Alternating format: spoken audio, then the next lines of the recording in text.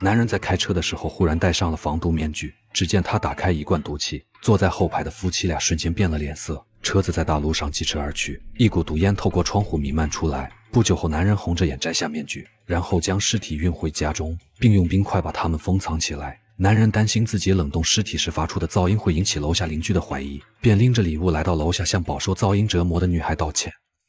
쓰신다고요? 네. 이젠 소리 안 날 겁니다. 세상이 참 흉흉하죠.